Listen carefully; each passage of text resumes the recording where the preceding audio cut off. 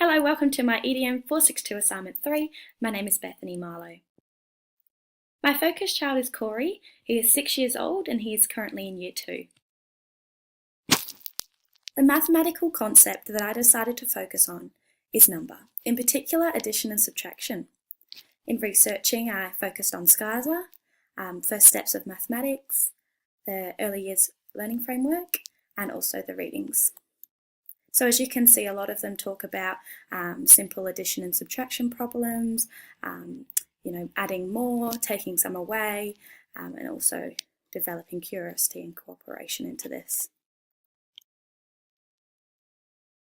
So my first learning experiences is 5 Little Ducks. The first play experience I developed involves the child exploring the addition and subtraction word problems associated with the nursery rhyme 5 Little Ducks. My second learning experiences is based off Charlie and the Chocolate Factory, just a mini short story of that, where I asked my child to determine the addition number sentence for these characters. My third learning experience is a subtraction one, where the child was given the opportunity to share cupcakes between the children, and this was hand-on and a playful, challenging word problem. So my first experience, like I said before, was 5 Little Ducks, and as you can see, we went through the nursery rhyme in the verses and discovered number sentences associated with these. So the learning experience explored the childhood nursery rhyme of 5 Little Ducks. I used the rhyme as an inspiration to create a playful activity to complete with Corey. The context, so we experienced this at the location of Nippage childcare in the office area, so it was nice and quiet and calm. The learning experience was playful in the way we explored the nursery rhyme through role play. Corey used the rubber ducks to play out the rhyme. He even decided that I would be the mother duck and that he would be the little ducks, distinguishing between the ducks.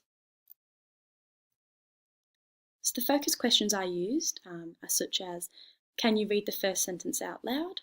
And what does this number sentence mean?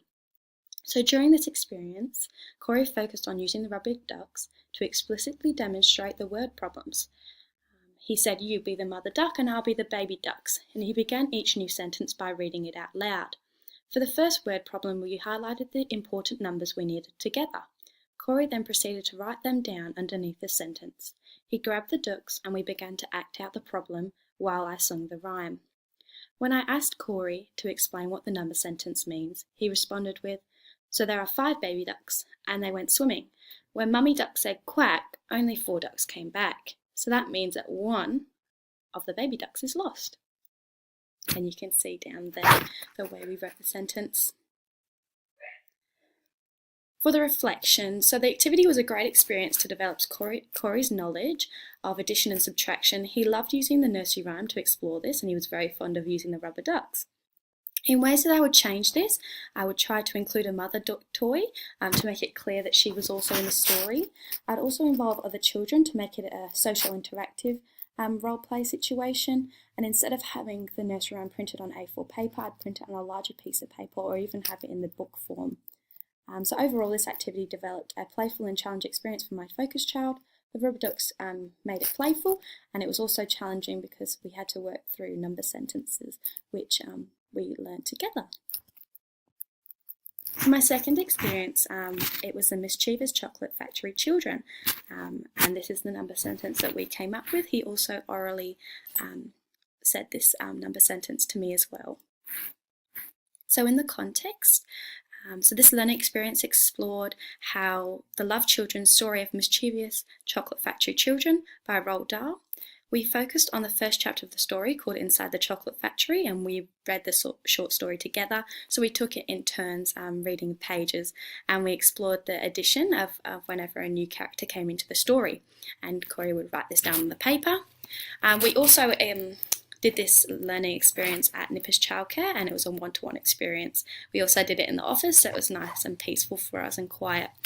The experience was playful as we used the book for inspiration, and we also had the felt people as well. Corey was given the opportunity to create the characters and explore addition visually as well, and we made it challenging as he had to work on his memory of the characters and whether a new character entered the scene or if it was a previous character we'd already heard of. the focus questions and interactions. So I used questions such as, can you write down the addition for another character? And how many characters do we have now? So during this experience, Corey demonstrated his knowledge of the characters through writing down the number, but also by creating the character using a felt people. In responding to my focus questions, Corey would read the part of the sentence that indicates the addition of a new character. He would then relate that to adding to the number sentence. When I read out one of the pages in the book and it said, "Augustus," shouted Mrs. Gloop, "I don't think you better do that," Corey called out, "+2," and proceeded to write +2 down on the number sentence.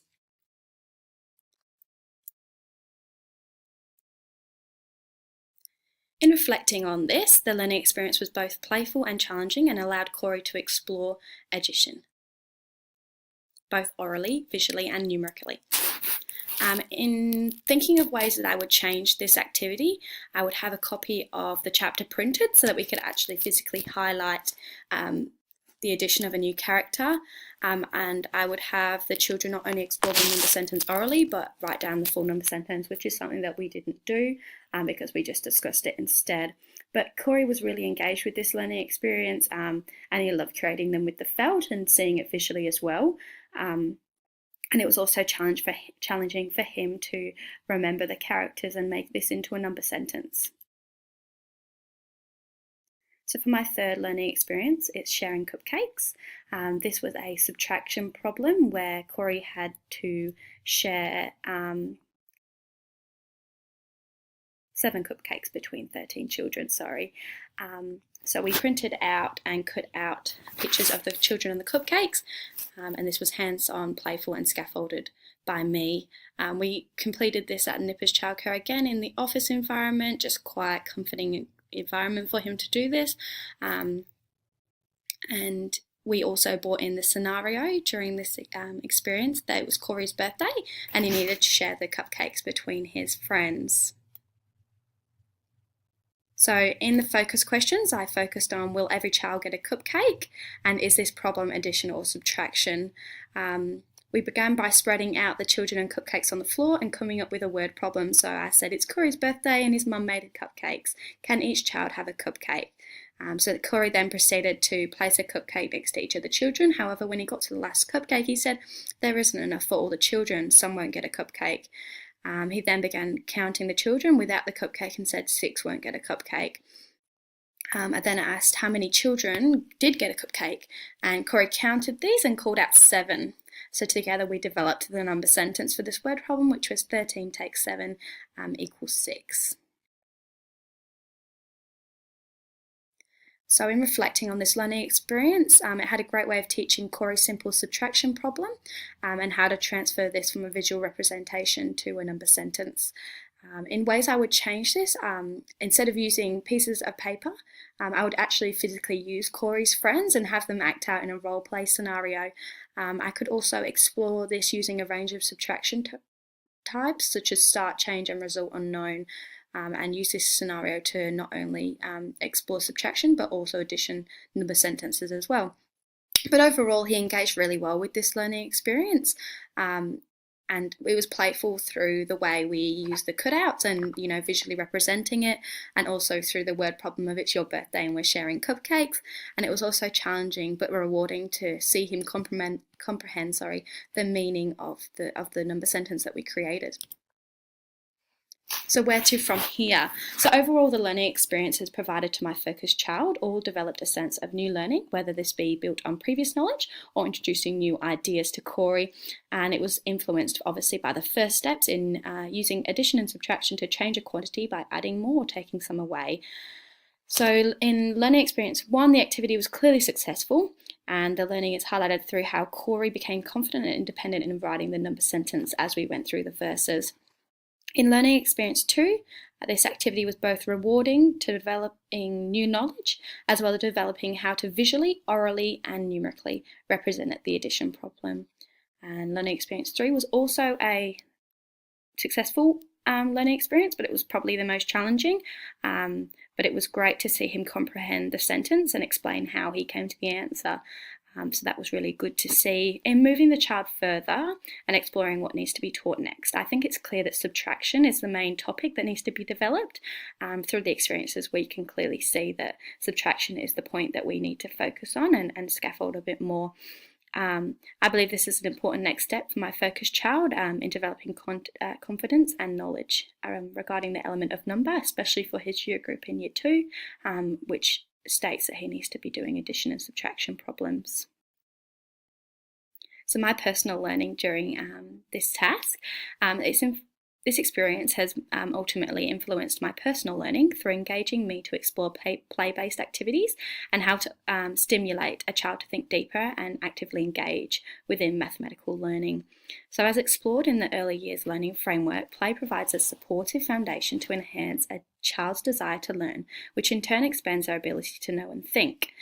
So it's clear to me now that play-based learning is probably the most effective way to go about teaching your children mathematical concepts. And in observing my focused child, I could clearly recognise the difference in engagement and attentiveness and understanding than basically when I was at school, when we didn't really do many play-based mathematical learning. In relating this to intentional teaching that is based on playful experience, it is vital for educators to purposely plan these activities. In intentional promoting play-based learning, I work to develop challenging yet thoughtful opportunities to advance high-level thinking of Corey. And that was great to learn as well for myself. And in reflecting on what I would do differently in the future in regards to play-based pedagogy, I would aim to have the experiences founded upon social interaction, as I think that's a big thing for child development. And it would be great for all these experiences that I did to be social interactive between Corey and his friends and his peers.